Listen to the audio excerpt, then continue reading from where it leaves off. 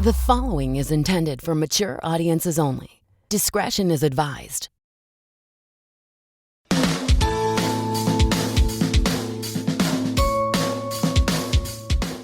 What's up, besties? This is episode 13 of Childlike at Best with Mike Valdes. And hey, if you've been with us this whole time, you still know I am the second part of that title. 13 episodes, guys. We're teenagers. Holy cow, this is amazing. We're becoming young men and women. We're getting so mad at our moms and dads right now. Just like, get out of my room, dad!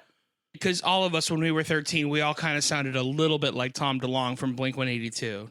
Before we get the show rolling, I wanted to remind you that we have merch, guys. We have merch. You can find it at tpublic.com/user/childlike at best, or you can just go to their search engine and put Childlike at Best on the search engine. You'll be able to find all of our merch. We have t-shirts, baseball tees, sweaters, hoodies, notebooks, pins, anything with the Childlike at Best logo, and you can just wear it or rock it, and all of your friends will be so jealous of you because it is an awesome design. This week, I spoke with Brandon Mercado. Brandon and I have been friends for many, many years. Brandon is a screenwriter as well as a musician. He has a new album with his band Beach Bum that is coming out shortly. This episode is really fun. We get to talk a lot about different stories growing up, as well as stories from us being friends over the years. Also, we do a really funny serial review. It's actually one of my favorites that we've done so far on Childlike at Best. I honestly think that you guys are really going to enjoy this episode. So without further ado, please enjoy my buddy, Brandon Mercado.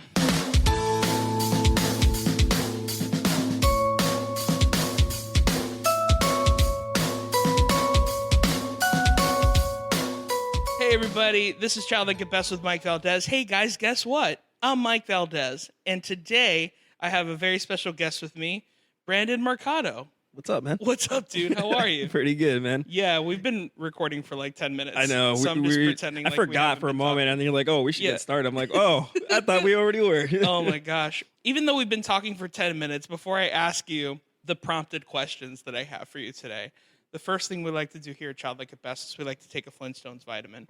So I have those Flintstones complete gummies for you. Sick. You can let them know I got what character they got. an orange Barney. An orange Barney. That's a first. That is a first, actually. Every time I hear this, it's always Pebbles. As you're taking that, can you please let me know about where you grew up? I grew up out here in good old South Florida. I grew up in Hollywood.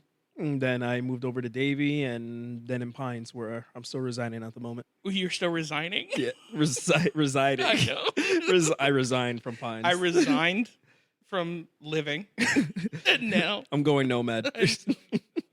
So, what kind of kid would you say that you were at school when you were growing up? Who did you sit with at lunch?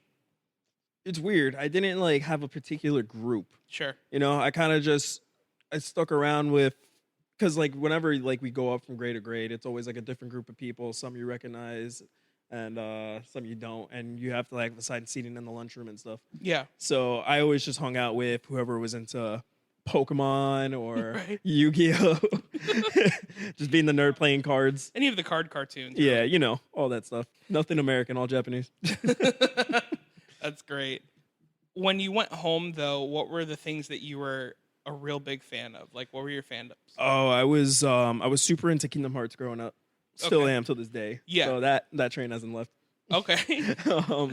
And I was into a lot of like I said, Yu-Gi-Oh before. Yeah. And I would watch Cartoon Network. That would always be my thing, and Adult Swim. And I would always stay up late and watch Toonami and watch all the animes up at 8 o'clock all the way to 2. How old were you during this time? I was 7 or 8.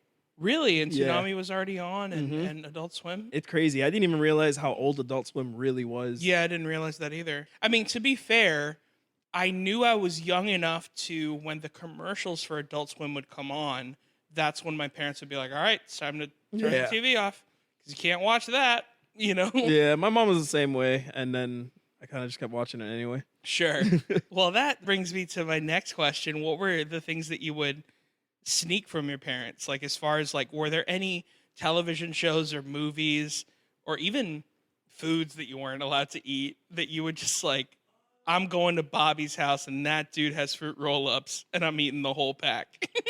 No. I mean, I guess aside from porn, they let me watch anything. It's so stupid. Cut that out. I'm not editing that. That's so stupid. Yeah, I know. But no, they tried to like be like, oh, you can't watch rated R movies, you can't watch like American Pie and all that stuff. Mainly Right. my mom was strict about that. My dad, he kind of didn't care. Sure. And then my mom also just stopped caring because she realized that like I wasn't really all that scared of it once I actually got to watch it. Yeah. Because it's weird. Whenever like I heard about Chucky or Freddy Krueger as a kid, Yeah. I was like super scared of them until like I actually sat down and like watched their movies. And then I was Right. like, it just went away. I wasn't scared at all. Huh. But That's funny. actually, you know that movie Darkness Falls? Yeah. That one freaked me out, and I hadn't even watched it. Like I couldn't even sleep Why is that? because it was like that was just scary to me. Like the tooth fairy like coming in and like just that you're in your room and like trying to take you away. I mean, that is true. Yeah, and as a kid, that's like the scariest thing ever because Yeah. you keep losing your teeth. Yeah, the tooth fairy stealing your money. That's really And then I scary. watched it. And I'm like, this is actually really fucking stupid. Yeah, pretty much. So with that, you're basically saying that you became a fan of horror movies Yeah. at a really young age. Yeah, that was pretty much my thing. What's the movie that made you cross over? Was it Freddy or? It was Nightmare on Elm Street. Okay. Yeah, that one Okay. definitely did for sure. Was it mostly because before you saw it, you were like, this is so scary. And then once you faced your fear, you were like, well, now I'm not scared anymore. Yeah, I mean, I didn't realize that at the time, but yeah, that's what I believe it was. Yeah, like horror movies were the old man from Home Alone. Yeah, that's Where pretty you're much just like, it. I'm not afraid anymore. And then you see It's it, like and you you're didn't even want to interact with it. You just wanted to scream and run the other direction. Exactly. And then you find out that the reason why you're scared of him is because he has a problem with his son. It's like, it ain't too bad. I can have a beer with him, maybe. Exactly. Like, he's not that bad. No, but yeah, and another thing that really got me into it was at the time when my mom and I had just moved out to Pines, Okay. and I didn't really have any friends. Sure. All my friends were out in Hollywood and Davie. So You were like, maybe Freddie will be my friend. yeah, and my mom and I would just go to the Hollywood Video, and we'd always just like rent movies. Like, Bro, that Hollywood Video is ingrained in my oh, memory. no, man, I used to go there every freaking weekend. It's so good. Yeah, I Yeah. miss that place so much. Yeah, I miss Hollywood Video and Blockbuster. Like, I miss Yeah. all of those places. I liked Hollywood Video more. Me too. It was I felt like- smaller. It felt like you can get more because nobody went there. Everybody went Yeah, to it felt like Blockbuster. there was way more of a selection there. Exactly. Yeah, you can get weird stuff at Hollywood Video. And Yeah. Blockbuster was very like, well, we have 40 copies of Space Jam, and that's it. And you're like, Yeah. all right, Like, great. cool, I guess. Yeah. I'll watch it for like the 100th time. Yeah. Well, and also they had, I don't know if you remember this, they had on Fridays, they would do family movies and like kids movies and sometimes even comedies. They would do like kids get 3 days for free. Yeah, I remember That? That's how I saw like First Kid and like a lot of these movies. Yeah, that's how I bribed my parents to like rent movies for me. I'd be like, hey, look, It's see? free. Give me like all 3 of those Goosebumps videos right there on the shelves. Goosebumps, Yeah. dude. Dude, every time I went back, I felt like a year. As a kid, it felt like a whole year. But I was always looking for that one episode, The Werewolf of Fever Swamp. Yeah. Every time we went to Hollywood Video, it was always checked out. Really? That's Always. so weird. And I was always so upset. Even my mom and my dad were like, God damn it, someone like bring back the damn like Werewolf of Fever Swamp. Because he keeps asking for it and he crying, he keeps nonstop crying on the floor. You have to watch The Haunted Mask again. Yeah. Like- Part 2, man. Yeah. Part 2, not even the good one. Yeah, not even part 1.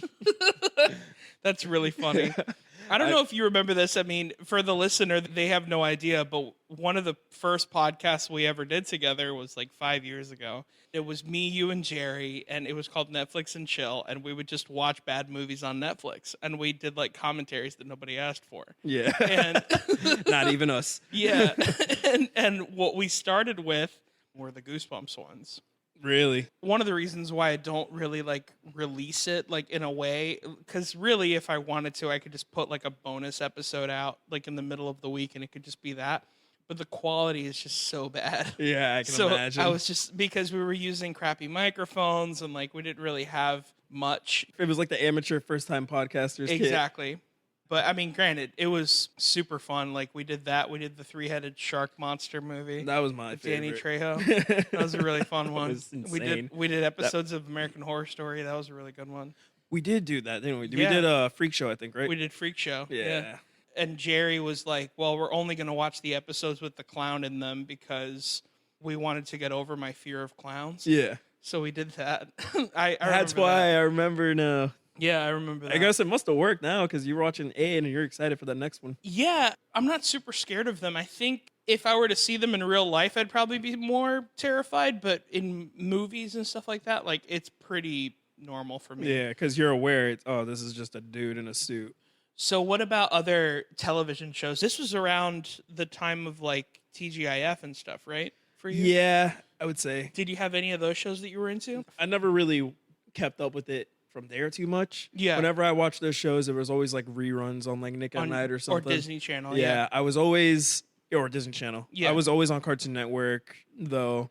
I'd go to Disney for like That's So Raven or what's another Even Stevens. That was like one of my favorite like live action shows. I on there. remember they played Boy Meets World and Smart Guy on Disney Channel. Oh, dude, on Disney there was this awesome show I was super into. It was called So Weird. Yeah, Remember that one? Yes. Oh, dude, I loved that show, man, and I was like so upset when it went away. It's funny because I don't remember anything from that show except they did this one thing like the Disney Channel Movie Surfers. Yeah. Remember that? So they did the Disney Channel Movie Surfers. We're going to go behind the scenes on So Weird. And they went behind the scenes, and it was the first time as a kid that I got to see the actress that was on the show. She was like, this monster that we're going to see this week is just this tennis ball. You would see her like act looking at that tennis ball, and then they would show the side by side of like what the monster looked like and her reaction and all that stuff. And that was the first time as a kid where I was like, oh, like these things aren't real. They're just looking at tennis balls and ping pong balls and X's on a wall. You know, like they're not really looking at the thing or whatever. Yeah. That's really the only thing from So Weird I remember. I just remember a couple things, really. It's all like kind of hazy. Like I remember one episode where like I think the family got trapped in a picture. Okay. And she had to go in and get them out somehow, or they'd be erased from reality. That also sounds like a premise to Are You Afraid of the Dark? Yeah. And Goosebumps. Which that show felt more like a way more serious version of those. Sure. Because, I don't know, Goosebumps and like even The Nightmare Room, those were like super campy. Yeah. Whereas that show, it always felt like it was way more serious, way edgier for a kid, you know? Yeah, they're rebooting Are You Afraid of the Dark for Nickelodeon, which is weird, but... I don't know how that's going to do. Well, the trailer looks scary, but then again, horror trailers are very good at making things look scary. Yeah, and you got to remember it's a kid show. It's not going to do probably anything different. Of course. Which, in all reality, like, what really can scare kids anymore? Like, you know? Yeah, man, these kids, with the internet now, like, they can watch literally whatever they want. Well, and not only that, like, I feel like the only thing that would scare them is, like... Adulting?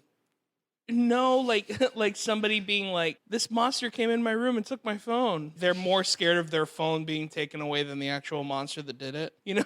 I want to make a horror comedy about kids' phones coming to life trying to kill them. Oh, yeah? Yeah. It's called Chucky. Chucky. Oh, shit. Someone's already done it. It's called the 2019 Child's Play. That's what it's called. Oh, damn. Yeah, so... I thought I was going to come up with a good joke / semi-idea. I thought it was going to be like Kevin Smith's Tusk. But yeah. no, it's already a thing. It's already a thing. Well, no, it's the actual phone. It's going to come to life. Yeah, exactly. See, that's what's different. Yeah. That's so stupid. Thank you. I appreciate it. That just reminded me that one of the main things that I was really scared of as a little kid was the opening scene in the movie Twister. Have you ever seen that movie? Yeah, I'm having a really hard time remembering that opening scene, though. To anyone who's ever seen that movie, they're probably laughing at the fact that I found that movie scary at all. The ride at Universal was scarier than that movie. Man. No, the movie scared me, but it was because of a very specific reason. Basically, if you've never seen the movie, a twister is happening, and in the very beginning, the family goes down into like an attic or whatever, and the twister is like blowing the door off of the panic room, and the father holds onto the door, and the twister is so powerful that it pulls the door off with the father. and he flies into the twister. Holy shit. Now, again, as a kid, you don't realize a lot of logic where, like, it's like, well, if it's that strong, then why didn't all the other family members fly too? Like, that kind of thing. But as a kid, it scared me because I thought that that's what a twister would do. And then the main reason is that the father in that movie looks a lot like my dad. Really? Yeah. And it terrified me. Damn. Like, because I was like, I don't want my dad to get sucked up by a twister. You're like, Dad! I was like, oh no. Like, I knew it was an actor and things like that, but the guy looked a lot like my dad. So whenever I would fall asleep, I would just imagine my dad, and it was scary as hell. It's but weird. anyway, It's weird how little things like that aren't even like scary can like actually affect certain people. yeah, it's true. Like, it's an old Patton Oswalt joke, but it's true where he's just like, I don't know what scares my daughter anymore because I showed her Schoolhouse Rock, and in it there's like little skeletons that are dancing to this Bone song, and she's dancing and she's having a great time, and then he changes the channel on accident and it's Wolfman, right? And it's the scene where he's changing into the wolf and like his shirt is ripping and like all this stuff, and he's like, oh crap, like I can't have her watch this. And when she gets scared, she doesn't scream. She just looks really still, like, oh my God. Right? So he's like, great, I've traumatized her. So that night at like 11, he's sleeping, and then she's like screaming, terrified. And she's like, oh my God, my bones are going to jump out of my body. And she's like screaming. And he's like, oh my God. And then he's like, my wife is like, what did you show her? And he's like, I showed her Schoolhouse Rock. It wasn't that big of a deal. She was dancing, and then they're like, can I sleep with you? And then 5 minutes later, she starts laughing her butt off. And they're like, what is so funny? And she's like, the doggy had a shirt on. And he's like, so now I'm just showing my daughter everything. Like, I'm just going to show her Sesame Street and Apocalypse Now. Like, I have no idea what scares her anymore. Awesome.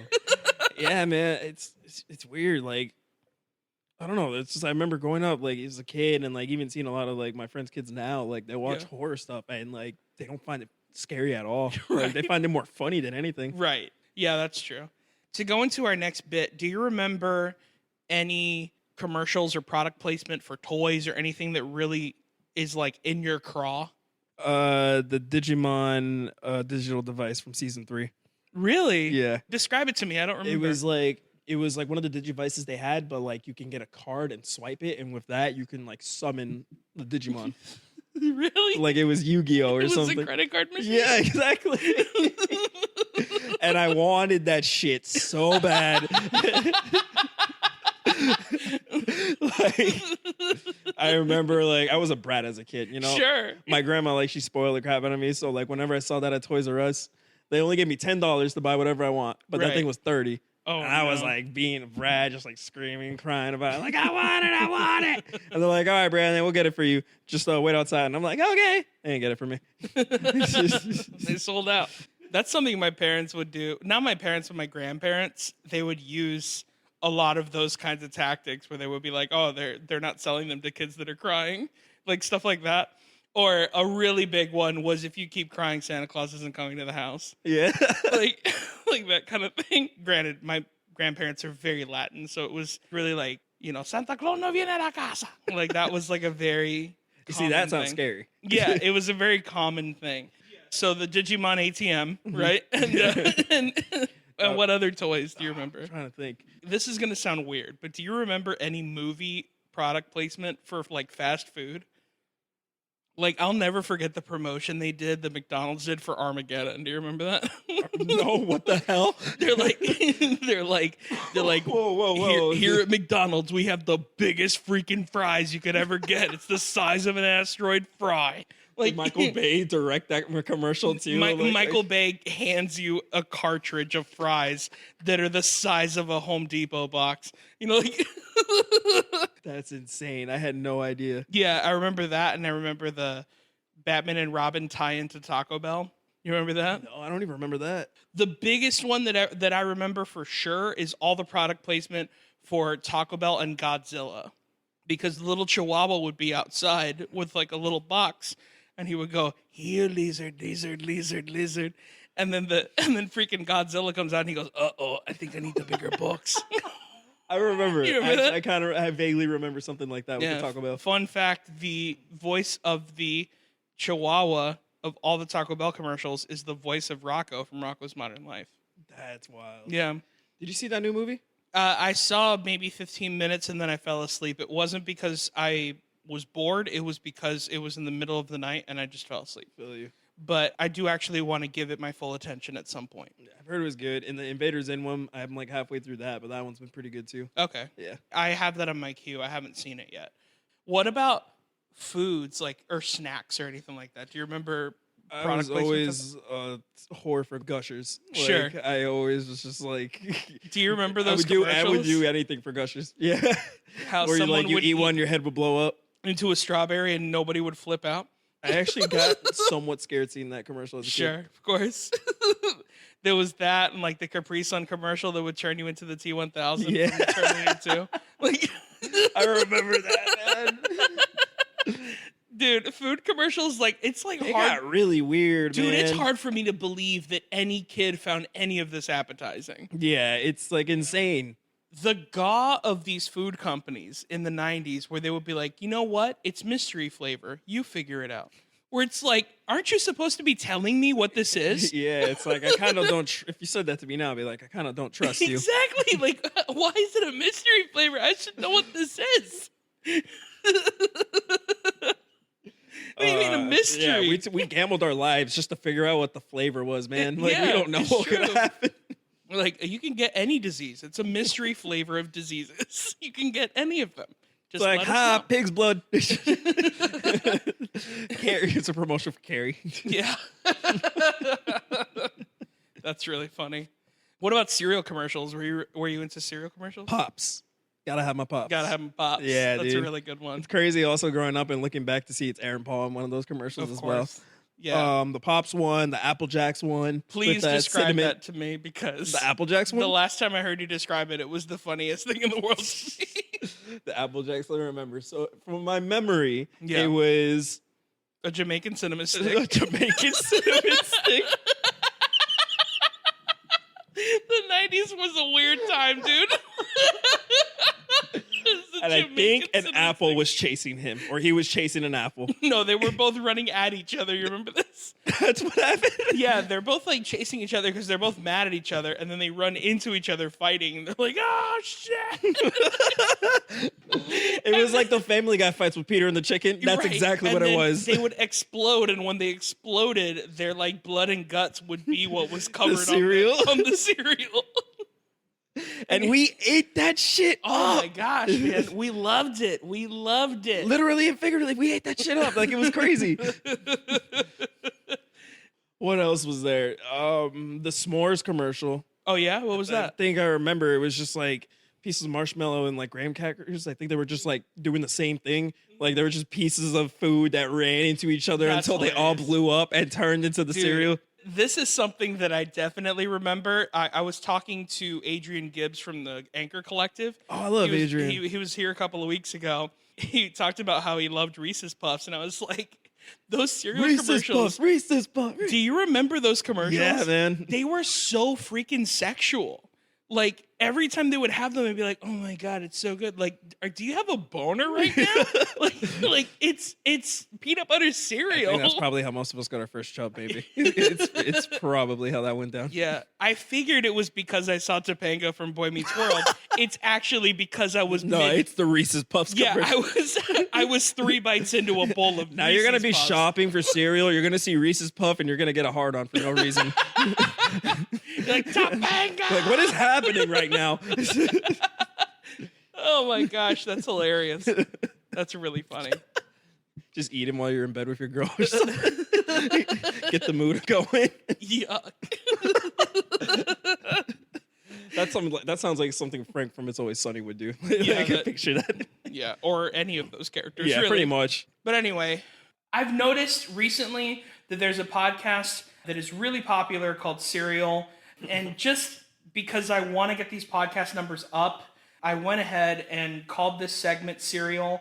Now, because of copyright laws, I have to spell it differently. And because of idea laws, it has to be about something different. So I decided that it would be about breakfast cereal, and we would just spell it like cereal.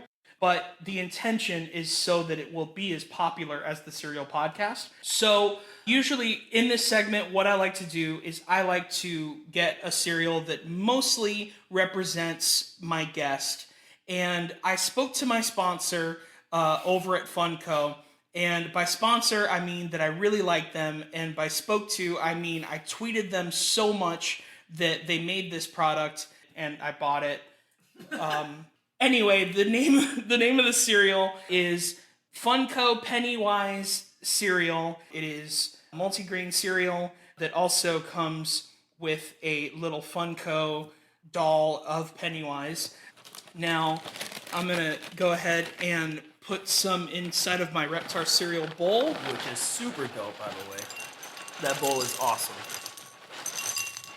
So what I would like for you to do is I would like for you to eat this cereal and review this cereal to Georgie as Pennywise.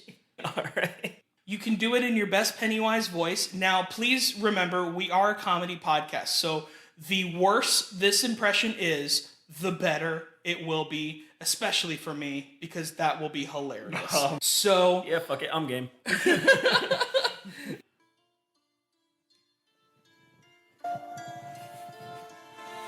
Just go for it.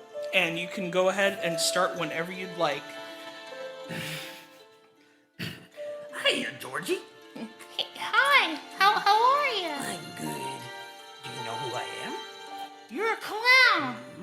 I'm Pennywise, the dancing clown. You know how to dance? And I also know how to make cereal. Whoa. What kind of dance moves can you do? That's not important, Georgie. It is important to me. Do your hips fly? No, just pay fucking attention, Georgie.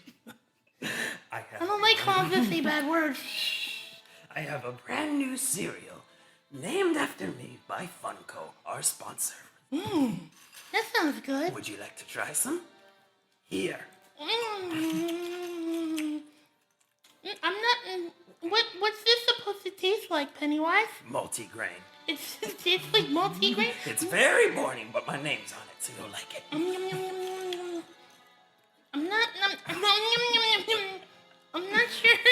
I'm not sure what I'm supposed to do. It's supposed to taste amazing and help you float. It does taste amazing. They're very round and red, like a red balloon. They look like Cheetos, but they taste like cereal. They look like Cheetos? Hot Cheetos. No, they don't. They look like little red balloons. See? That were originally Cheetos. They were originally Cheetos, yeah. Now, if you come down here and get some, you'll float. I can float? What does that mean? Does that mean that I'm going to have diarrhea? It's whatever you want it to mean, Georgie. That means I'm going to have so much just diarrhea. get the fuck down here. That means I'm gonna have cereal. I don't like bad words. I don't like bad words. Get. I want to have so much diarrhea that I can fly. I want to have so much diarrhea. I want to have so much diarrhea that I can have a jetpack. It's an alternative. It's an alternative to pixie dust. Just eat some of these and you'll diarrhea your way up to the air. Okay, here I go. And that's when he dies. Yeah, Pennywise the dancing clown, ladies and gentlemen. All right, holy cow.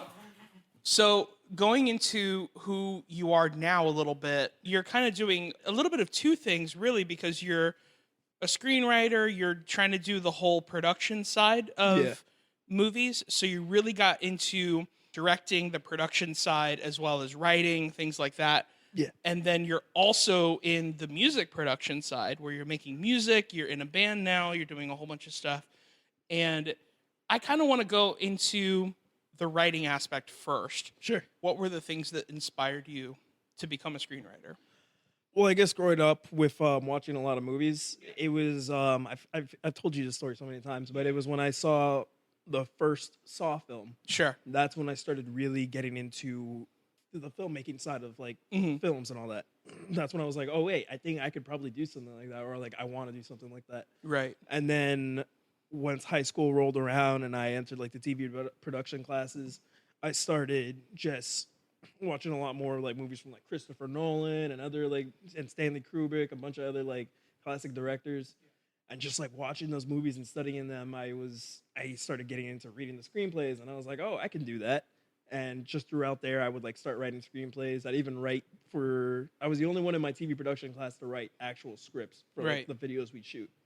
You've written a bunch of stuff. You've written short films. We've actually written together. We've written some sitcom scripts together. We've written some pilots together. Is there another thing in the production side of film or television that you enjoy more than writing?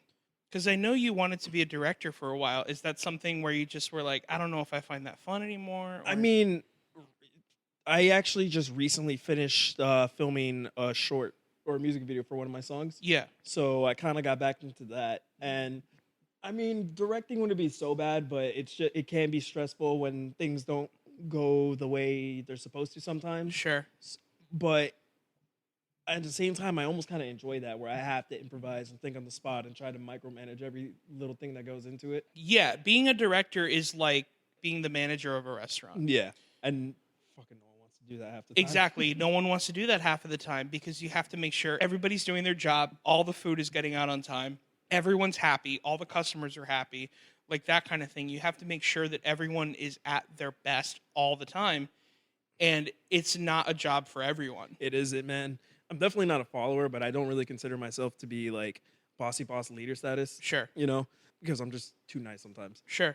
So like if I were to get into directing, I don't think I would do like a full-fledged feature film. Yeah. I would probably do something small, like the music videos, like something I would mainly self-produce, or if someone wanted me to help them out with a little project, that's what I'd probably be interested in. But when it comes to production in general, I think writing is my strongest, and that's why I like sticking to it the most. Yeah, and it's funny too because the things I've heard from directors on various podcasts or interviews or things like that is that it's almost like they were told like in a class or something where they're just like, oh, you're never supposed to tell an actor what to do or like how to say a line or anything like that. But coming from an actor, because that's what I do, it makes my job 20 times easier when you're like, this is how I'd like you for you to do it. Yeah. It just makes more sense, you know? Yeah. The way I like shooting with people, whenever I'm trying to direct them to do something, I just try to tell them, like, I just simply ask them, like, what would you do if you were in this situation? I give them the scenario, I'd be like, take how you're feeling, how you would react, and do that. And for a lot of the people who are, like, non-actors, it just kind of helps with, like, that natural feel. Yeah. I guess to it, like, that improvised natural feel. It doesn't feel as, like, forced. It feels organic. The director of Mean Creek was on Josh Peck's podcast. He's done some good movies. Yeah, he's great. And he said that the best thing that he ever learned was from a foreign director. He's from Spain, and he, like, barely knows English. And he does really well with actors. Like, actors love him because his style of directing is go up to her like you love her. Yeah. And then he just goes action, and they get it in one take. Because Nice. he's so good. And then he's like, oh, it made me realize that sometimes you just need to dumb things down for people. And just be like, go up to her, and when you say this, you're mad. Yeah. And sometimes that gets you the best shot. Yeah. You know? It's sometimes like that it's that simple. that instant reaction. Exactly. I agree with that method too. That's like the style I like to do, I guess. Or like I prefer like working with, whether it's someone else directing too, where it's just like try a bit of everything. Yeah. Because you never know what you're going to catch. I guess there's like 3 styles that I'm really into, you know, and one is the directing where it's just like, oh, go up to her, you're mad. Like you need to go up to her because you're mad. And then I'm also really into the Clint Eastwood tactic where he's like, no, I hired you because you're good at your job. Do what you do and go. Yeah. You know what I mean? I think it just depends on the actor, I guess. Of course. Because some actors, like, you really don't need to tell them what to do. Like, they can... Well, to be fair, that's why someone like Clint Eastwood would hire you. Yeah, because exactly. He's like, look, I hired you because you embodied this character. Yeah. So embody the character and go. I'm really into that. And then I'm also into the Judd Apatow camp, which is just like, let's do a couple of takes, and if you come up with something funnier, we'll go with that. Yeah. Going back to everything, you're into writing and things like that. And that's obvious because every time that we've written something together, something that you're really, really good at is structure. Yeah. You're very good at tracing the map and just being like, this is where we need to go, this kind of thing. And the thing that I'm really good at that I didn't think was important until we were like halfway through writing a script is coloring in The details. all the details. Yeah. Which that's the hardest part, really. To me, that is easy. Like, I'm like, oh, Really? I'm doing nothing. No, for me, that's that's so hard for me. It's just easier for me for structure because it's like I already know where I want to go. I know where I like to start. I just got to get the middle. And once I figure that out, it's just like connecting the dots for me. Like I Really? just see it all in my head. I'm like, all right, that's it. And then you've seen me. I get in the zone and I just don't stop. Absolutely. And for me, once you've given me the map, it is so easy for me to color it all in. Yeah. Going into music, you just started a new project, right? 2 new projects, yeah. Tell me about them. The first one that I started with is Beach Bum. Mm-hmm. It's a punk band that is me, JP, Crispy, and our friend Eloy. Okay. You know JP and Crispy like from like Trash Humper days and all that. And Yeah.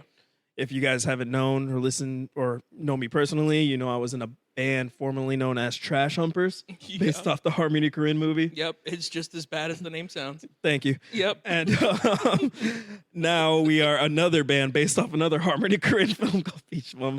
And I don't think we're half bad now. Yeah. Oh, really? Yeah. That's good. Yeah, no, like this, the Trash Humper stuff, it was a lot of fun. Yeah. But it's one of the reasons why I wanted to talk to you again, because you started a new band and I didn't want something about the band Trash Humpers to be out if it isn't a band anymore. Yeah. One of my favorite questions that I asked you, it made me laugh so much, but I was being such a jerk, was how would you describe Trash Humpers' music? Because many people wouldn't call it music at all. I remember that, dickhead. Oh my gosh. The thing is, I haven't seen Beach Bum yet because I don't think you guys have done a live show. No, but we just booked our first one, September 1st on a Sunday at 8. Free. Okay, cool. We're playing at the Loser Lounge. At the Loser so Lounge. we'll all blend right in. Nice. Something that I can definitely say about what I've heard from Beach Bum, and once I actually go to the show, which I'm sure I'll have been once this is released, Right. is it's more a band that makes so much more sense when you see it live. Yeah, I don't know. I don't even probably describe it like that at this point. Because even now, we're practicing. As much as I love every song we've made, it's kind of hard to... It's different. It's kind of hard to pinpoint where we are exactly tone-wise. Sure. Because we have one song that's straight up punk. Mm-hmm. We have another one that's just straight up alternative emo. And then just like at band practice, we have another one that we just made that goes like from Rage Against the Machine to black metal. So it's kind of hard to figure out like where we stand at that point, but we're having a lot of fun trying to like getting on that road to see where we end up, if that makes sense. Of course it does. And having seen your band Trash Humpers multiple times, it's something that just made so much more sense when I saw it. Yeah. Because hearing it on CD, it wasn't that it was bad or that the quality was weird. It was just, I guess the easiest way to describe the style of music, at least Trash Humpers, is aggression. Yeah, it was very, if I can do it in one word, it'd be chaotic. That Sure. was Trash Humpers, Yeah, for sure. exactly. And you want to see something like that live. Yeah. Every show was super fun. Thank you, man. Yeah. I wouldn't listen to it personally myself. Yeah. But going to a live show, of course, I'll be there with a PBR in my hand and everything. Yeah, every show was always really fun. Yeah. Every and time. It was just a blast. Like I had so much energy, especially when we got to the end when we played that 305 Fest, Yeah. which that was like something I always wanted to play when I started that band. Yeah. Was that fest. That's and awesome. just the energy in the crowd, that's just what made us want to keep playing. Do you have any stories? From like our shows back in the Yeah, day? funny stories, good Ooh. stories or bad, whichever. Let's see. There's been a couple. Okay. For one, everyone seems to hurt themselves every time they see us. Sure. A lot of our friends. That's just the punk show Yeah. mentality. But our friend, one of our good friends, Danny Fana, he ended up falling and tearing his ACL. Oh my gosh. Yeah, that was like one of our first big shows at Anonymous Guitars. Wow. Yeah. Oh, there's a great one actually. It's when we were playing this venue on top of a tire shop in Miami, which is like the most Miami place you can play. Sure. Or inside of a loaf of Cuban bread. That too. I wish I could have done that. Yeah. I still might. But there was this other band we played with that was around at the time called Innocuous. And there was this dude named Victor. Okay. Victor was one hell of a character. He was pretty much the embodiment of the Miami punk scene. You know, Okay. always drinking, always without a shirt, just the open jacket and the tight pants, always falling down the damn stairs. That sounds like Bert Kreischer. Maybe he's from Miami. I don't know. How funny would it be if Bert Kreischer... It's the same dude.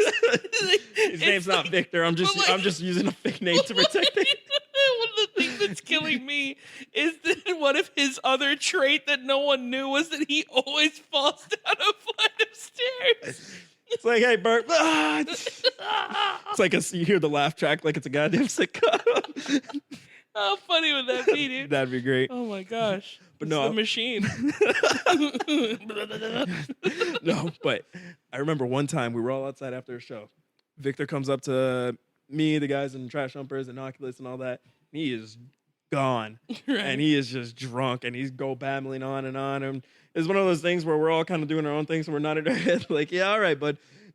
And then he was just like, he just stopped, and he got super serious and quiet and looked down. And he's like, I don't know, man. Maybe I'm just insane. I looked at him like, what?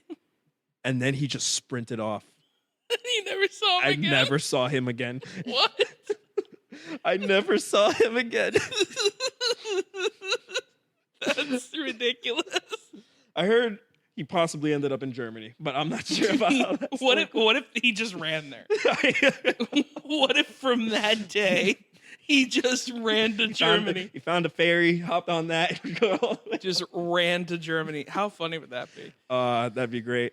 Yeah, but that dude would always do something crazy, man. Like I remember one show he played completely in the nude. He played the drum set. Oh my god. Just straight up. I remember like halfway through I'm moshing and I look and I see clothes flying in the air. I'm like, what the hell? And I look and he's just going. Why does it sound like he's using 3 drumsticks?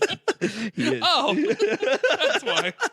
Some people may say that's disgusting. I say that's talent. Yeah, it's definitely talent when he has 2 drumsticks in the air and you still hear.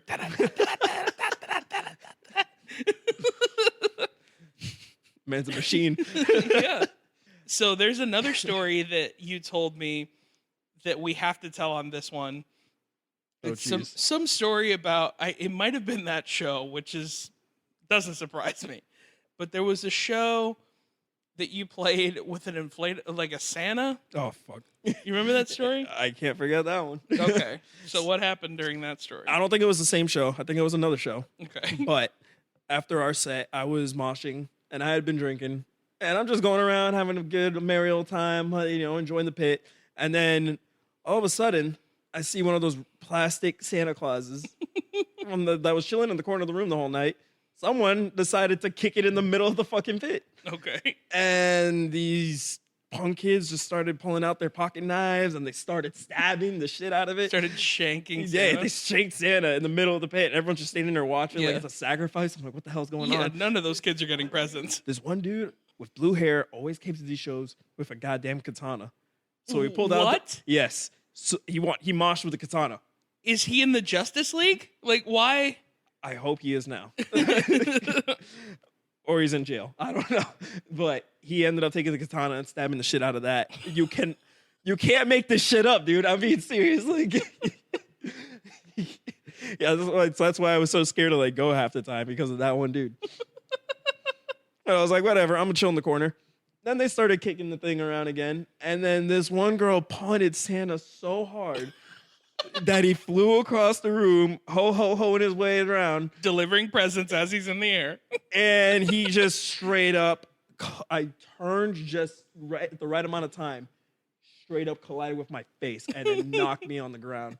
Like my feet lifted off the ground and everything and I fell on my back. It was bad. Oh my And I was gosh. like, oh shit. And I'm getting up laughing like, I'm totally cool. And everyone's looking at me like, oh shit. Yeah, Santa slayed you.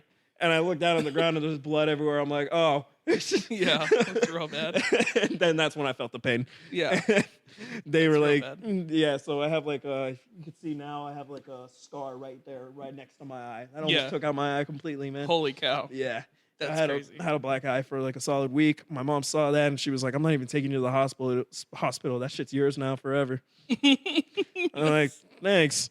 Thanks. That's Yeah. that's awful. Oh my She was gosh. like hoping it would get me to stop moshing, but no. I'm not going to stop.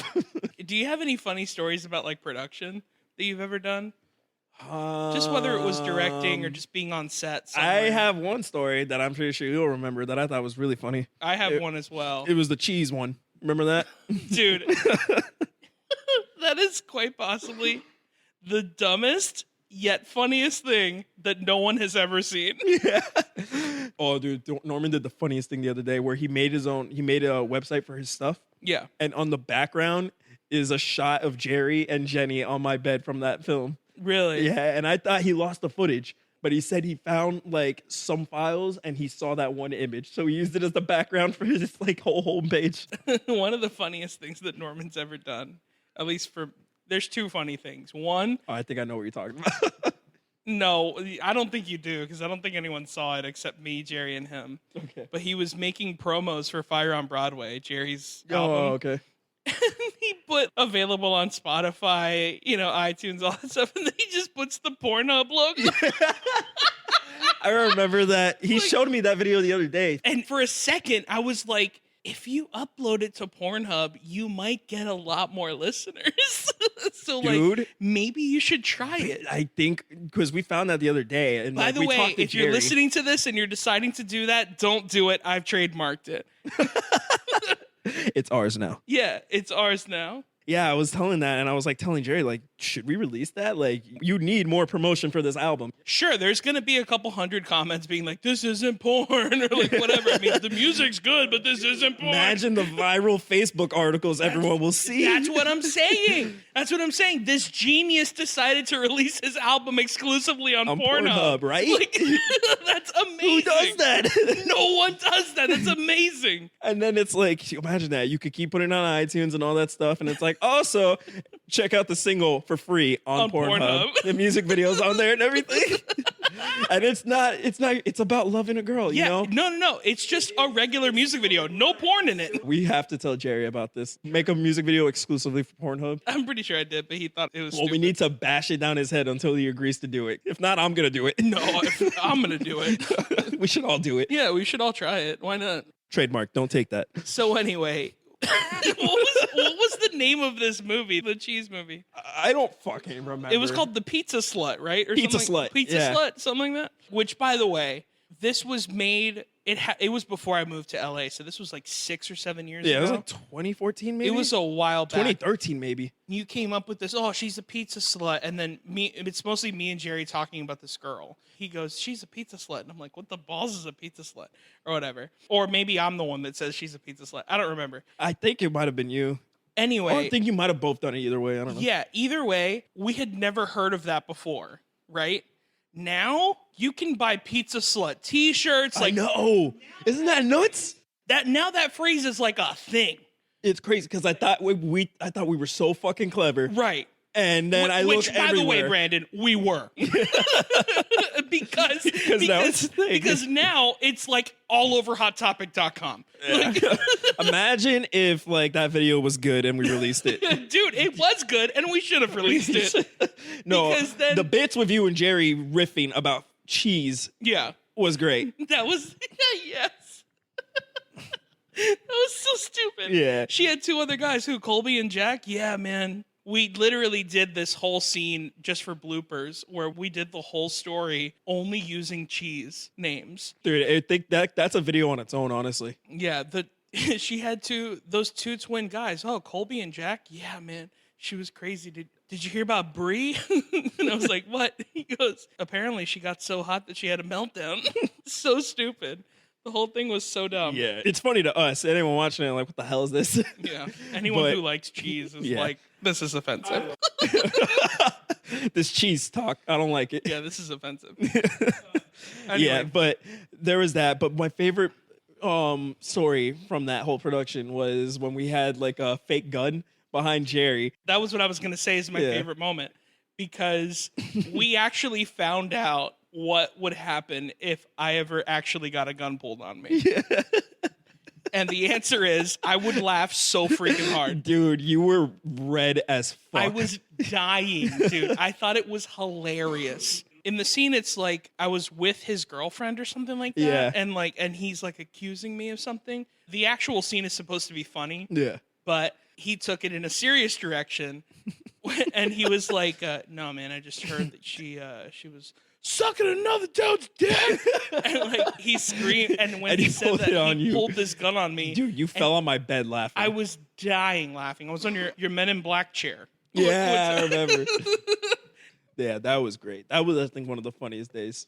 Dude, oh my gosh. I please. have to tell this story now. Oh, please do. Okay. I think this was the day I met Jerry. Oh, God.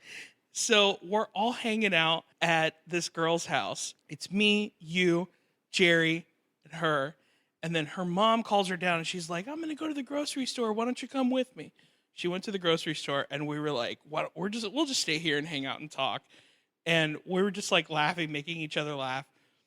And Jerry got bored, so he went on Microsoft Paint and he started drawing Batman. right? Oh, dude, And he drew- JP was there too.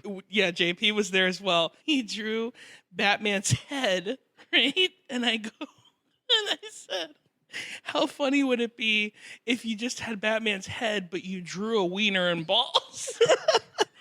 And then he just drew the biggest, most vulgar-looking penis with Batman's head on the tip That of the was penis. a veiny dude. Yeah, and it just, and then it just said Batman on my dick, Yeah. spray painted like on a wall. And I put, I feel like it was way more vulgar than that, though. it probably was. No, and I said there was another one where we did two, but that one I was like, we have to put that as her desktop. Yeah. And we I remember that. and we put it as her desktop, and then the screensaver was the other one, which was Batman having sex with the Joker. And he goes, and it said, "I'm gonna do you like you did Rachel."